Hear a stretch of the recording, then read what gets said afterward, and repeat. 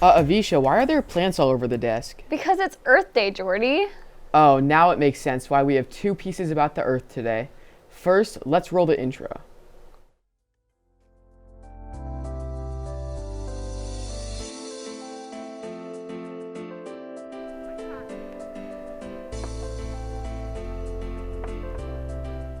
Let's start off the show with a piece from our favorite plant mother and her tips to keep your life green. With Earth Day approaching on April 22nd, I think it's always a good time to look at our daily habits and find ways to live a little bit more green.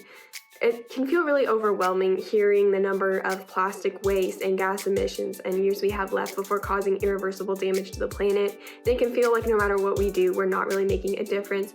But the small things that we do really do make a big difference. So me and my family recently have started to make little small changes to help reduce unnecessary waste and make a little bit of a difference. So I wanted to share some of our tips with the Barstow community. One of the first things that we did is we started using reusable paper towels and napkins. Most of the time when we go to clean something up, it's just water or maybe a couple of crumbs. And when you think of all the paper that you go through, it can really pile up.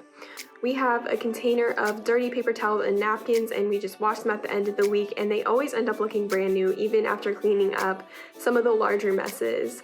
We do keep a few rolls of paper towels and paper napkins just in the rare events that we do spill something and we don't feel comfortable picking up with our reusables, just to keep them fresh while still reducing waste. So it's okay to make small changes and still keep some of that around. The key here is just reducing excess. We got both of ours from Etsy, so you can easily find ones that match your aesthetic and find ones that you really enjoy using. Next on the list is reusable bags. Not only are these larger and more sturdy, but they are great for so many things. Anytime that we travel, we will use these reusable grocery bags as well. They can just hold so much more than the plastics. I use this one for produce that would usually go in the plastic produce bags at the grocery store. And then I use these for all grocery items. Anytime I go to the store, I need to put things in a bag, I try and remember to use these. It does take a while to get into the routine of remembering them. So usually when you order them or buy them, they come in a pack. So I just keep one in my car. My mom keeps one in her car as well, just in case we forget one, that we always have one on hand. The next one is definitely not a necessity, but if your family is anything like mine, we went through so much sparkling water, and those bottles that you use really can pile up. So we purchased a soda stream to start making sodas and sparkling drinks from home. You just fill the bottle with water and add carbonation and any flavor of fruit, soda solutions, kombucha tea, lemonade, or more to make the perfect drink with a lot less waste. Most of the solutions come in glass containers that can be reused or taken to a glass recycling plant, and then the CO2 canisters can be recycled and reused. Unfortunately, our society seems driven on products that harm the environment. Food, toiletries, and many other products we need and enjoy on a daily basis are wrapped in plastics or unnecessary packaging.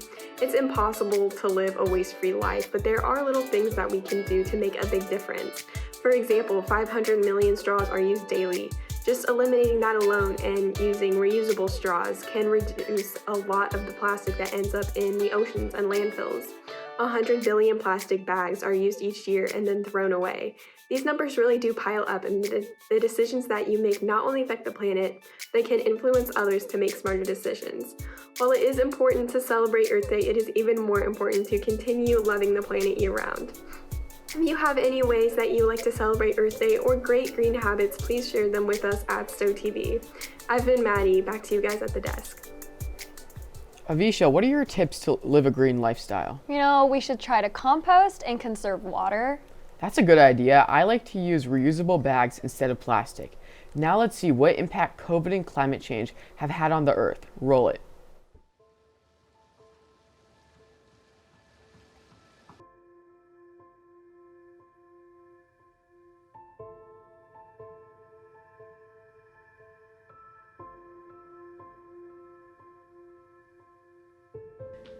The planet's average temperature has risen about 2.12 degrees Fahrenheit since the late 19th century.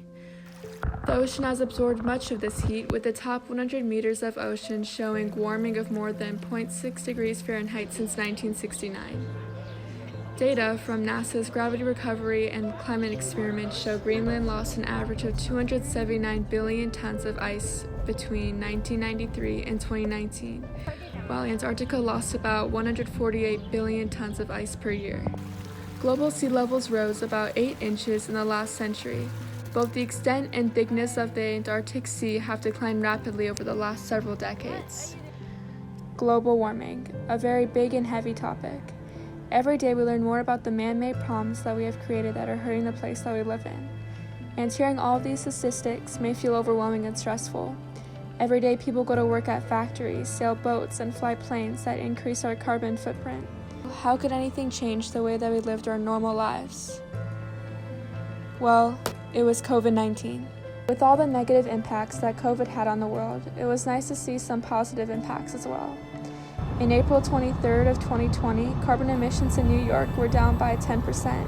In China, those numbers were as high as 25%. Deforestation has decreased, pollution in the water has cleared up, and in Italy, the water canal has cleared up as well.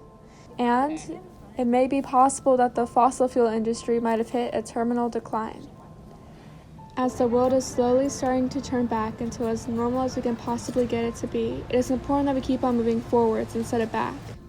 Although it may feel like that one person can have such a huge effect on the earth, research has shown that on average, one person in the United States emits 16 tons of CO2 per year. So no matter what actions you take into reducing your carbon footprint, whether it be walking more or using more reusable and eco-friendly goods, every single person can make a positive difference and slow down global warming before it becomes irreversible.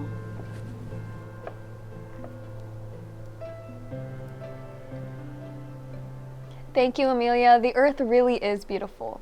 Well, in sports news, on Monday, the Barstow boys tennis team took on many Kansas and Missouri teams at the Plaza.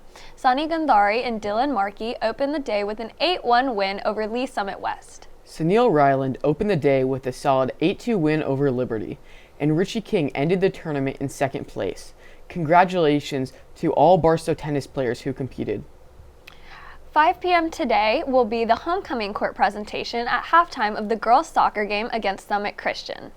On Saturday, the boys' baseball team volunteered their time at the Urban Youth Academy. The team arrived before their game and helped with a hitting clinic for young players. The team enjoyed sharing their love for the game of baseball while giving back to our community.